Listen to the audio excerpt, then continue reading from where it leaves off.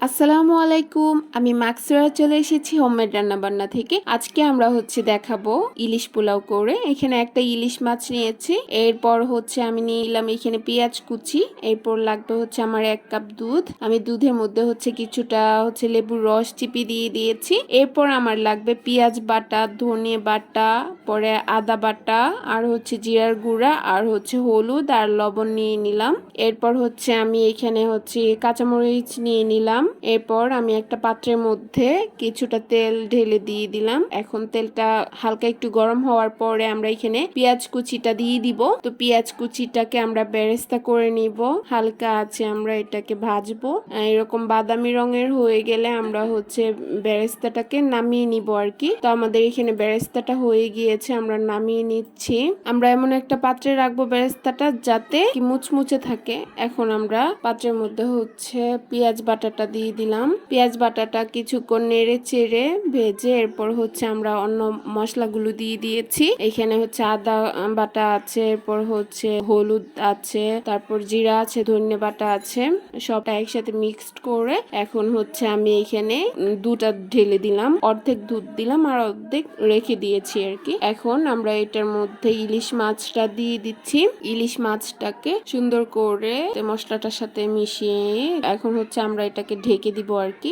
ঢেকে দেওয়ার আগে আপনারা আর কি কাঁচামরিচটা দিয়ে নিবেন। আমরা এখানে কাঁচামরিচ মাঝখান থেকে ভেঙে আর কি দিয়ে দিয়েছি কাঁচামরিচটা। এখন আমরা এটাকে ঢেকে নিব। এর মাঝখানে আমরা এখানে আধা পট চাল নিয়েছি, মানে হাফ কেজি চাল নিয়েছি। এই চালটাকে আমরা ধুয়ে নিব আর কি, ধুয়ে রেখে দিব। আর এদিকে আমাদের ভুনাটা প্রায় হয়ে গিয়েছে। এখন আমরা মাছটাকে আর কি উল্টিয়ে দিব। আমরা সুন্দর করে মাছটাকে উল্টিয়ে দিব, আবার যাতে করে মাছটা না ভেঙে যায় আর কি।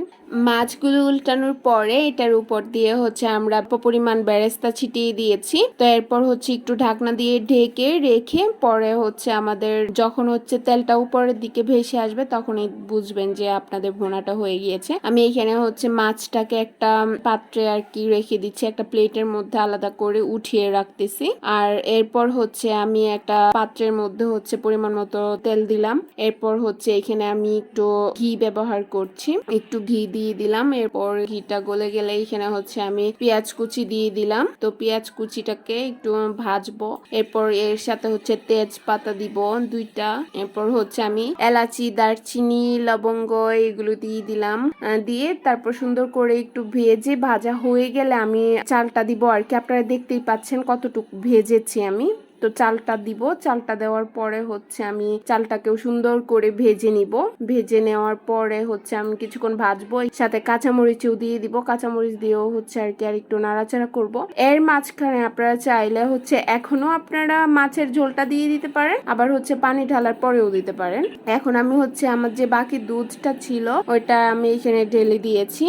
ঢেলে আর কি এখন আমি গরম পানি করে রেখেছিলাম। আপনারা চেষ্টা করবেন যে পোলাওয়ের মধ্যে গরম পানি দেওয়ার জন্য। তো পরিমাণ মতো পানি দিয়ে দিলাম।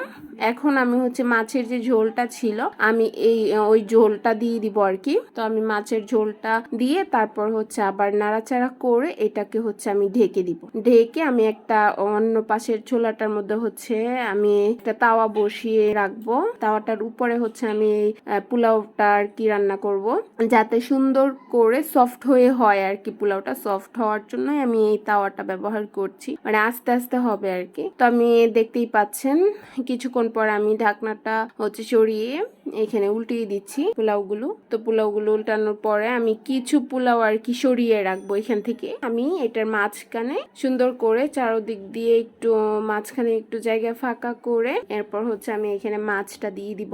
একটা একটা একটা একটা করে মাছগুলো দিয়ে দিব। মাছগুলো দেওয়ার পরে আমি যে পোলাওটা উঠিয়ে রেখেছিলাম অল্প, সেই পোলাওটা উপর দিয়ে দিব। দিয়ে সুন্দর করে আমি এটা চেপে চেপে চেপে চেপে দিয়ে দিচ্ছি, দেখতেই পাচ্ছেন। এরপরে পোলাওটা চাপা দেওয়ার পরে আমি বেরেস্তা দিলাম। এখন এটাকে আবার ঢাকনা দিয়ে ঢেকে দিব। ঢেকে প্রায় আপনার 10 মিনিটের মতো অপেক্ষা করবেন। এখন আমি পোলাওটাকে নামিয়ে নিব। তো দেখতেই পাচ্ছেন সবাই আমার পোলাওটা কত সুন্দর সফট হয়ে গিয়েছে, আর মাছটাও কত সুন্দর দেখা যাচ্ছে। এরপর আমরা পোলাওটা সুন্দর করে পরিবেশন করব। তো সবাই ভালো থাকবেন, সুস্থ থাকবেন, আমাদের ভিডিওর সাথেই থাকবেন, আর লাইক দিবেন। আর কেমন হয়েছে অবশ্যই কমেন্টস করে জানাবেন। খোদা হাফেজ।